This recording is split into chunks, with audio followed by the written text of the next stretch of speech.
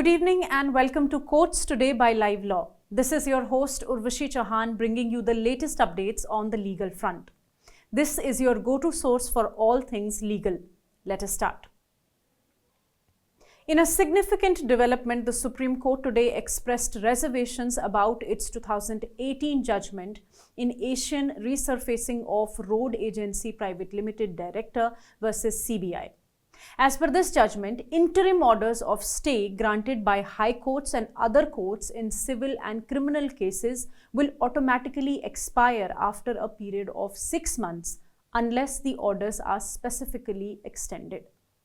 The Supreme Court bench comprising CJI Chandrachud and Justice J.B. Pardewala and Justice Manoj Mishra was considering an appeal filed by the High Court Bar Association Allahabad, raising a set of doubts regarding the Asian Resurfacing judgment. The bench noted that the actual issue was whether an order framing charges was an interlocutory order and whether the High Court had the power to stay an order framing charges or not. However, while answering these issues, the bench in Asian Resurfacing judgment had proceeded to issue directions regarding the automatic vacation of stay orders.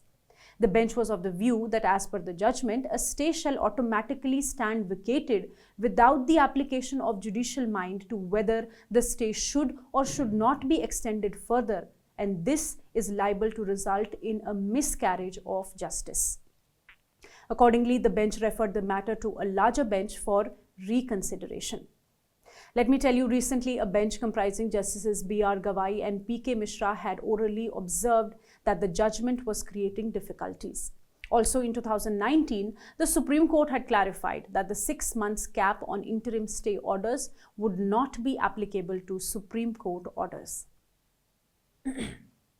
The Calcutta High Court has refused to pass any interim orders prohibiting the slaughter of goats at Bolla Kali Mata Temple in North Dinajpur on the occasion of Bolla Kali Puja 2023.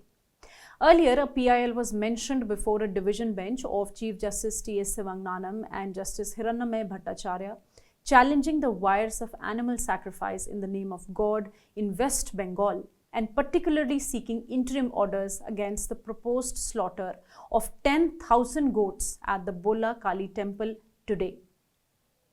The petitioners' Reforms Social Welfare Foundation submitted that such animal sacrifice had been done away with in previous years and that there were ample statutes as well as Supreme Court and High Court judgments which had outlawed the same. Senior Standing Counsel for the state of West Bengal argued that the district machinery in the area concerned had already held extensive meetings with the law enforcement teams and had also put up hoardings asking people not to indulge in mass animal sacrifice. Additional Solicitor General Ashok Chakrabarti, appearing for the Union of India, concurred with the state's submissions that a law and order problem may arise if such last-moment interim orders were passed, and submitted that the court could call for affidavits to decide the larger question on animal sacrifice all across West Bengal and not just in this one case. The bench noted that the program was scheduled to take place today, and at the 9th hour, no effective interim direction could be passed, and even if it was passed, such orders would not be implemented effectively. Accordingly, the court directed the district machinery to ensure that the directives on slaughter, such as prevention of mass slaughter, etc., which had been agreed to by the temple committee, were implemented. The Supreme Court today questioned the decision of Tamil Nadu Governor R.N. Ravi to refer bills to the President after declaring that he was withholding assent on them. The bench comprising CJI Chandrachud, Justice J.B. Pardewala and Justice Manoj Mishra orally said that the governor cannot refer the bills to the President after the Assembly has reenacted the bills following Governor's declaration of withholding the assent. On 13th November, the Governor had declared that he was withholding assent on 10 bills. Following that, Tamil Nadu Legislative Assembly convened a special session and reenacted the very same bills on 18th. On 20th, the Supreme Court questioned the Governor for keeping the bills pending for over 3 years. Then on 23rd, the Supreme Court published its judgment in the Punjab governor's case, which categorically held that a governor must return the bills to the assembly if he was withholding assent on it and that he cannot indefinitely sit over it. Today, the bench was informed of a new development, that on 28th November, the governor had referred the bills to the president. The bench said that the governor has only 3 options as per Article 200, granting assent, withholding assent, or referring to the president, and that after exercising any one of these options, he cannot then exercise another option. The matter will next be considered on 11th December. As you know, the bench is also considering a similar matter in relation to the Kerala governor. The Delhi High Court today closed a batch of petitions seeking introduction and implementation of the Uniform Civil Code in the country. The court observed that the Law Commission of India is already seized of the matter. The petitioner in this case had sought direction on the centre to constitute a judicial commission or a high-level expert committee to draft a uniform civil code, while considering best practices of all religions and sects, civil laws of developed countries and international conventions. A division bench of Acting Chief Justice Manmohan and Justice Mini Pushkarna referred to an order passed by the Supreme Court in April this year, wherein it was held that enactment of law lies exclusively within the domain of legislature and that a mandamus cannot be issued to the legislature to enact law. While disposing of the pleas, the court, however, granted liberty to the petitioners to give their suggestions to the Law Commission of India. As we are aware that the Supreme Court has been facing the issue where PILs without any substance and bizarre prayers are filed.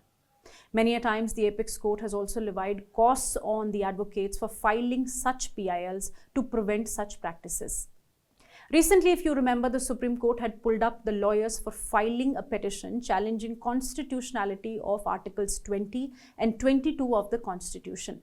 The court had questioned the AOR for signing such a petition. Same day, the court had called for suggestions from the bar to frame a comprehensive policy for ensuring that AORs don't act as mere signing authorities. In this respect, the court appointed Advocate Gaurav Agarwal as an amicus to assist the court. Today, he presented his suggestions before the bench comprising Justices Sanjay Kishan Kaul and Sudhanshu Dhalia. His first suggestion was that it may not be feasible for the AORs to sit in judgment over drafts prepared by other advocates, and so they should indicate in the petition itself that it has been drafted by another advocate. The second suggestion related to the presence of AOR during the hearing of the matter. However, the court stated that the suggestions did not address its concerns. The court stated its primary concern is that the AOR should perform its duties. The idea is not to burden others or make it more complicated. In view of the same, the matter has now been listed on 13th December for hearing the suggestions. The Supreme Court bench comprising CJI Chandrachud, Justice J.B. Pardewala and Justice Manoj Mishra was today considering an original suit filed by the state of Punjab challenging centre's decision that expanded the Border Security Force, that is BSF's jurisdiction to undertake search, seizure and arrest within a larger 50-kilometer stretch from the international border in Assam, West Bengal and Punjab as compared to the earlier 15 kilometers. The Supreme Court orally noted that the extension of BSF's jurisdiction did not take away the powers of the Punjab Police. The bench asked the Solicitor General S.G. Mehta, appearing for the Union, and Advocate Shahadat Farasat, the Additional Advocate General for State of Punjab, to sit together and frame issues in the matter so that those could be settled in the next hearing. In another important update, the Manipur High Court today reiterated that the government could not continue with the ongoing mobile internet ban in the entire state since internet services formed a part of right to free speech of residents under Article 21 of the Constitution. The court was hearing a PIL challenging the ongoing statewide internet ban. Notably, the court was told that the state had extended its mobile internet ban till 3rd December, except for areas where it had been previously lifted.